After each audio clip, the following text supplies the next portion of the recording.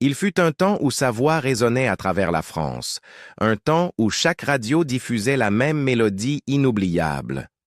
Bibi, une jeune femme originaire du Ghana, a brisé les barrières dans les années 1980 avec une chanson qui semblait appartenir à tout le monde. Mais si le monde se souvient du succès, peu connaissent la vérité de ce qui a suivi, le chagrin, le silence et les combats qui ont failli la détruire. Aujourd'hui, l'histoire de Bibi n'est plus seulement celle de la musique, c'est une histoire de survie, une enfance de voyage et de musique. Béatrice Adjorkor Anyankor, plus tard connue simplement sous le nom de Bibi, est née le 9 janvier 1957 à Accra, au Ghana, alors encore appelée la Côte de l'Or. Son père était diplomate, ce qui signifiait que son enfance fut marquée par des déplacements constants. Elle a grandi entre l'Allemagne, l'Angleterre, le Liban et le Sénégal, suivant les affectations de son père et évoluant dans un environnement façonné par la culture, l'intellect et la musique. Plus tard, dans des interviews, elle dira « Mes parents étaient très cultivés. Dans leur foyer, la musique était partout.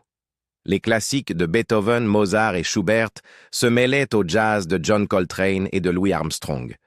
Mais par-dessus tout, Bibi est tombée sous le charme des grandes voix.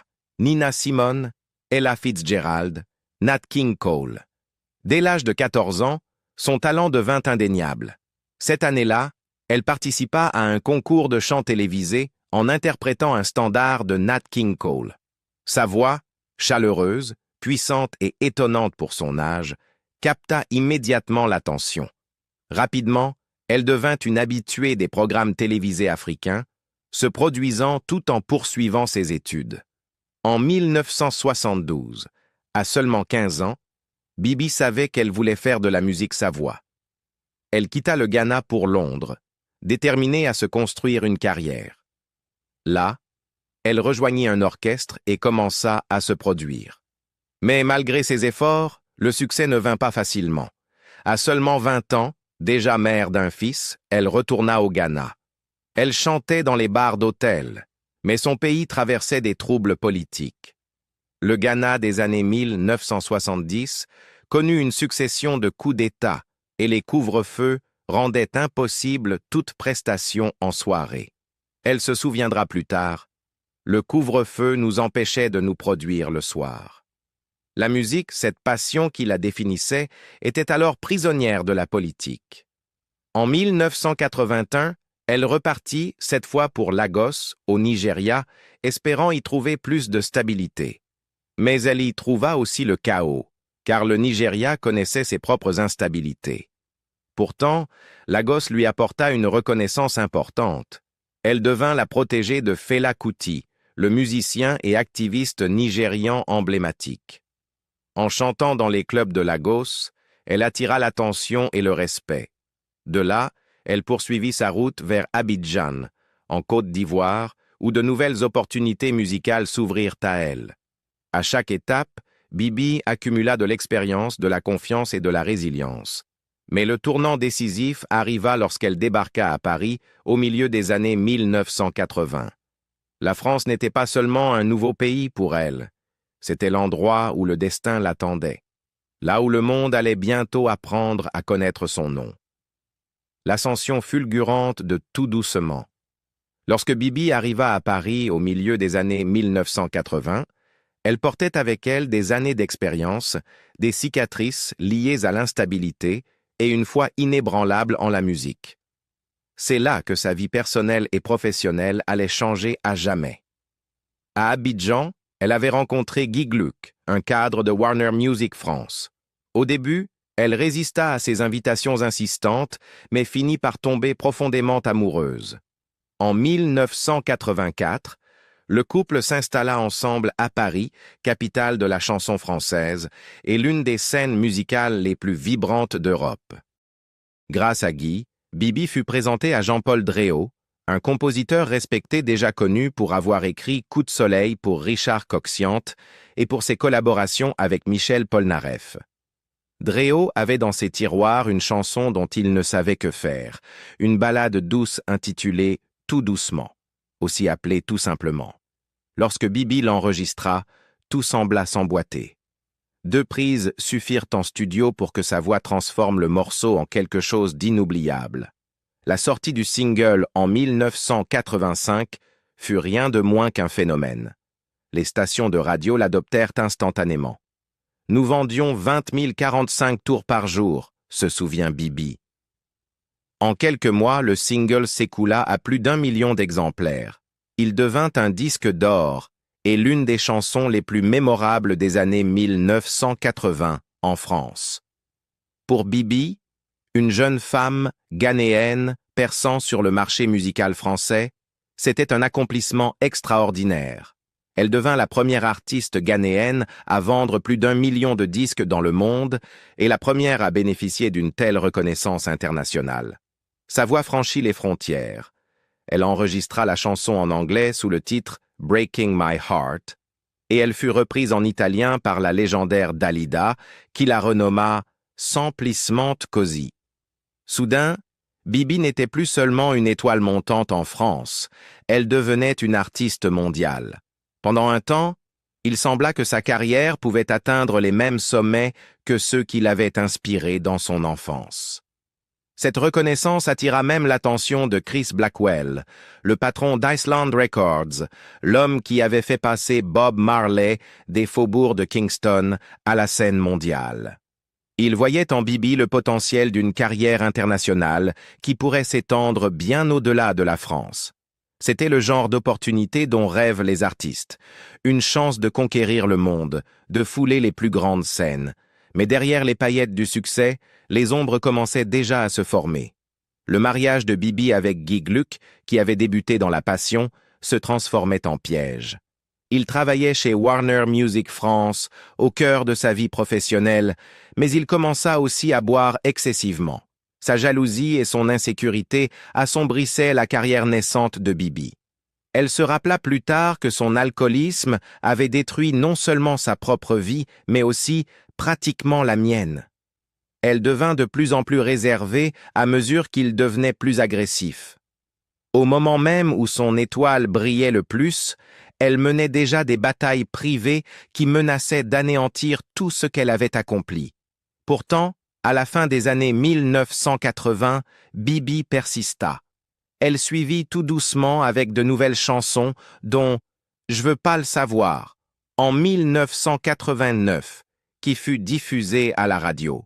Et elle prêta sa voix au générique de la série télévisée « Tendresse et passion », diffusée sur La 5. Elle participa également à des projets collectifs, comme le single caritatif Liban en 1989. Pourtant, aucun de ses efforts n'égalait le succès fulgurant de son premier tube. Aux yeux du public français, Bibi était de plus en plus associée à une one-hit wonder, au même titre que Sabine Paturel ou Desireless. C'était une ironie cruelle. Alors que les portes du monde s'ouvraient devant elle, sa vie personnelle et un paysage musical en pleine mutation la tiraient en arrière. La promesse d'un statut de superstar mondiale lui échappa, et au début des années 1990, l'élan avait déjà commencé à faiblir. Bientôt, une série de tragédies personnelles allait réduire sa voix au silence. L'amour devenu torture et le silence qui suivit. Au début des années 1990, les paillettes du succès de Bibi s'étaient ternies sous le poids de souffrances privées. Ce qui avait commencé comme une histoire d'amour passionné avec Guy Gluck s'était transformé en une spirale destructrice. Gluck, qui semblait autrefois être un partenaire bienveillant, fut consumé par l'alcool. Sa dépendance le rendait imprévisible, jaloux et contrôlant. Pour Bibi, le mariage qui aurait dû être un refuge devint une prison. Elle décrivit plus tard ces années avec une sincérité brute. Son alcoolisme a détruit sa carrière et pratiquement la mienne aussi. Je suis devenu de plus en plus réservé à mesure que Guy devenait plus agressif. J'avais trop peur pour me confier à qui que ce soit, mais je subissais une véritable torture mentale. Elle vivait dans une peur constante, non seulement de perdre sa carrière, mais aussi de se perdre elle-même. La pression d'être à la fois une figure publique et une victime privée pesait lourdement sur ses épaules. En 1990, Bibi prit une décision qui allait tout changer. Elle le quitta. « Je devais me préserver et protéger mon fils », expliqua-t-elle des années plus tard. Mais ce départ ne lui apporta pas un soulagement immédiat. Au contraire, comme elle la voit, après cela, tout a dégénéré. Elle utilisa le succès de Tout doucement pour acheter un manoir dans l'Aisne, espérant bâtir une vie paisible, loin du tumulte de son mariage. Mais la paix ne vint jamais. Dans un rebondissement choquant, le manoir fut ravagé par un incendie, non pas une, mais 3 fois. À chaque fois, elle perdit davantage de biens, davantage de souvenirs précieux, davantage de cette stabilité qu'elle avait tenté de créer. Ces incendies répétés devinrent le symbole de sa vie en déliquescence. Était-ce de la malveillance? Était-ce le destin? La réponse ne fut jamais claire. Ce qui était certain, c'est que Bibi était anéantie. Ses pertes n'étaient pas seulement matérielles, elles atteignaient son identité. Des souvenirs de sa carrière, des objets personnels auxquels elle tenait, tout partit en cendres. Après le 3e incendie, quelque chose en elle se brisa. « J'étais incapable de chanter pendant 10 ans, avoua-t-elle dans une interview au Figaro en 2022. Le traumatisme l'avait littéralement réduite au silence. La voix qui l'avait portée au sommet des classements, la voix qui avait fait d'elle la fierté du Ghana et une sensation en France, ne pouvait plus s'exprimer. Pourtant, même dans le silence, Bibi chercha un moyen de guérir. Elle se tourna vers l'aide aux autres. Elle commença à donner des cours de chant et de thérapie vocale, se répétant « Je me suis soignée en soignant les autres ». Cette décision démontrait sa résilience, mais soulignait aussi la tragédie. Une artiste au talent si extraordinaire, privée d'une décennie de musique à cause de la douleur et de la peur. Au fil des années 1990, Bibi disparut peu à peu de la scène publique. En 1992, elle quitta la France et retourna au Ghana. Pour les fans qui l'avaient entendue sur toutes les radios, c'était comme si elle s'était volatilisée. En réalité, elle se battait pour sa vie, cherchant un sens dans les ruines de son passé et retrouvant peu à peu la force d'avancer. Un retour fragile et un nouveau rôle dans la musique. Lorsque le nouveau millénaire arriva, Bibi était prête à revenir dans la lumière. Après près d'une décennie de silence, elle trouva le courage de réutiliser sa voix. En 2003, elle sortit un album intitulé « Sereine ». Le titre, signifiant « sereine » en français, reflétait son espoir de trouver la paix après des années de chaos. C'était sa manière de dire au monde qu'elle était toujours là, toujours capable de créer, toujours habitée par la passion qui avait fait d'elle une star. Mais ce retour ne fut pas facile. L'industrie musicale avait profondément changé depuis son ascension dans les années 1980. De nouveaux styles dominaient les ondes, et le nom de Bibi n'avait plus le même poids qu'autrefois. Sereine ne la ramena pas au sommet des classements. Ce fut plutôt un retour discret, apprécié par ses fidèles admirateurs, mais largement ignoré par la nouvelle génération d'auditeurs. Pourtant, Bibi ne se laissa pas abattre. En 2010, elle rejoignit la tournée RFM Party 80, Love and Party en France. Ces tournées rassemblaient de nombreux chanteurs qui avaient marqué la scène pop française des années 90. Des artistes comme Jean-Pierre Madère, François Feldman et Émile et Images. Pour Bibi, c'était l'occasion de renouer avec un public qui ne l'avait jamais oublié, même si l'industrie grand public était passée à autre chose. Remonter sur scène, chanter les titres qui avaient fait d'elle un nom connu, fut à la fois une victoire et un rappel de ce qui aurait pu être. Parallèlement, Bibi construisait un nouveau chapitre de sa vie au Ghana. Elle était retournée dans son pays natal dans les années 1990 et, au fil des années suivantes, elle se consacra à l'épanouissement de jeunes talents. Elle ouvrit le New Morning Arts Café, un espace culturel où elle pouvait coacher de jeunes musiciens et leur fournir les outils et la confiance nécessaires pour réussir. Elle devint également membre du jury de Project Fame West Africa, une compétition télévisée populaire tournée au Nigeria et calquée sur des émissions comme Star Academy. À travers ses efforts, Bibi transforma sa douleur en mentorat. Elle connaissait mieux que quiconque le poids de la déception, la cruauté de l'industrie et la fragilité de la célébrité. En guidant de jeunes artistes, elle espérait les aider à éviter les pièges qui l'avaient presque détruite. C'était, selon ses mots, une manière de se soigner elle-même, tout en donnant à d'autres une chance de briller. Cependant, le regret persistait.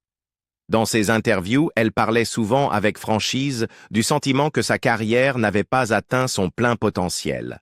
« J'ai le sentiment que ma carrière n'a pas été ce qu'elle aurait pu être », confia-t-elle au Figaro.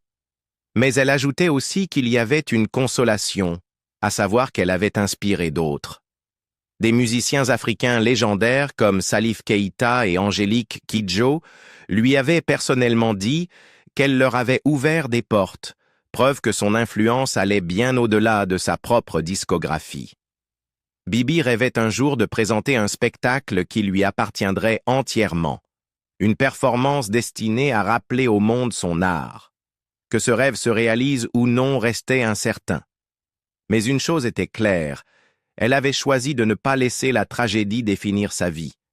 Elle en avait fait un héritage de résilience et de transmission.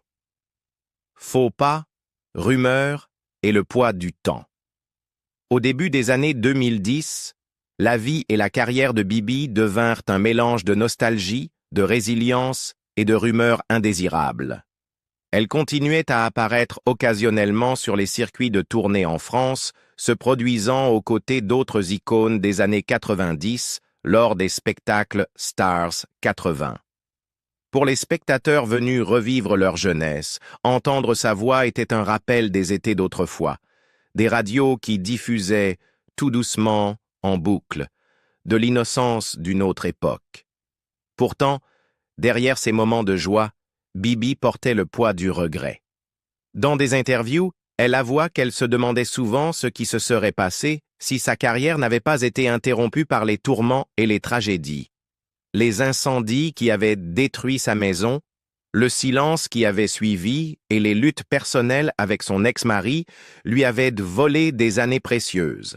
« J'ai le sentiment que ma carrière n'a pas été ce qu'elle aurait pu être », confessa-t-elle.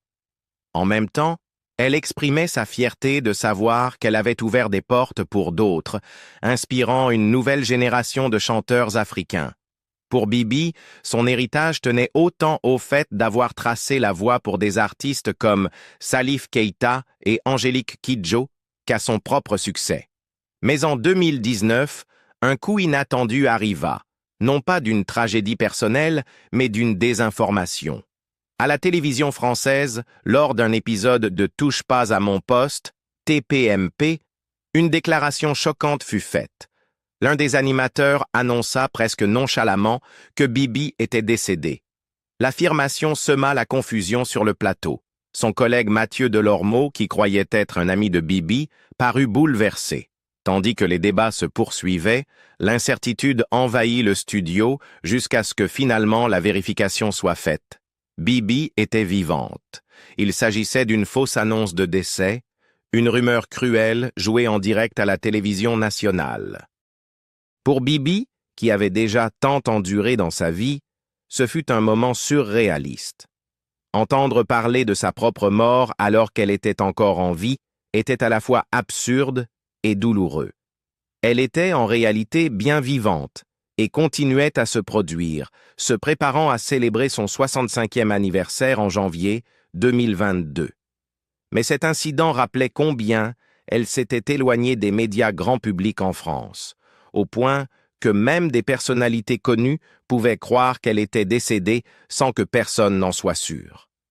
En juillet 2022, elle accorda une interview rare et sincère au Figaro. Elle avait alors 65 ans et réfléchissait aux choix, aux épreuves et aux chemins parcourus. Elle parla ouvertement de son ex-mari Guy Gluck, le qualifiant d'alcoolique, et reconnaissant le profond tourment mental qu'elle avait subi durant leur relation. Elle revint aussi sur les incendies dévastateurs, admettant qu'ils avaient réduit sa voix au silence pendant une décennie. À la suite de ce drame, j'ai été incapable de chanter pendant 10 ans. Je me suis soignée en soignant les autres, dit-elle. En janvier 2024, Bibi fêta ses 67 ans. Elle partageait son temps entre la France et le Ghana, poursuivant son travail au New Morning Arts Café et rejoignant parfois les tournées nostalgiques en France.